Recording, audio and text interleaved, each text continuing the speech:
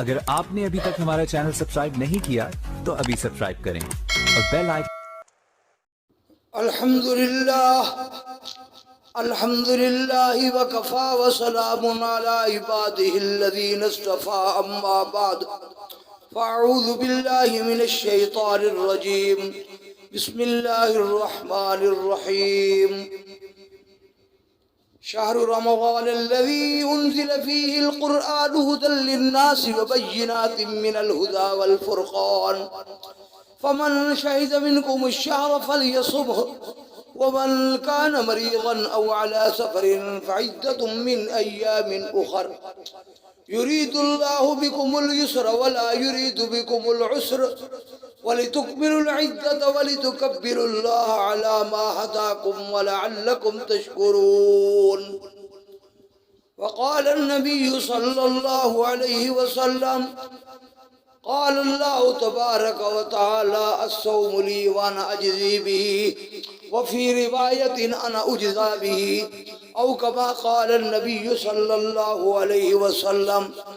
وقال النبي صلى الله عليه وسلم للصائم فرحتان فرحة عند فطره وفرحة عند لقاء ربه أو كما قال النبي صلى الله عليه وسلم.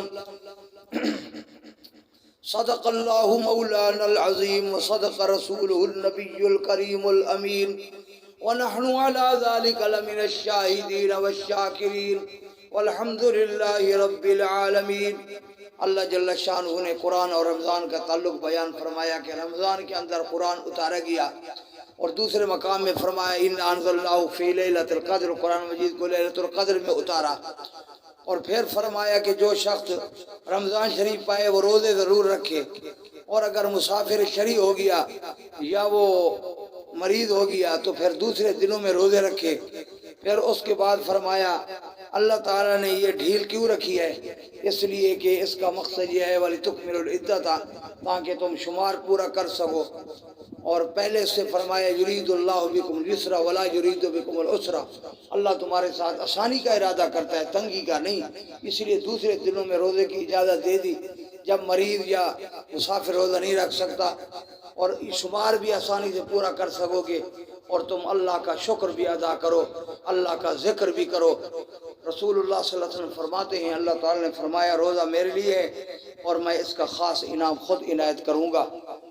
اور دوسری حدیث میں روزے دار کے لیے دو خوشیاں ہیں، ایک افطار کے وقت خوشی ہے جب شدید بھوک اور پیاس ہوتی ہے، کھانا اور پینا ملتا ہے تو خوب خوشی ہوتی ہے دل کو، اور ایک خوشی ہوگی قیامت والے دن جب اللہ تعالیٰ انعام سے نوازیں گے.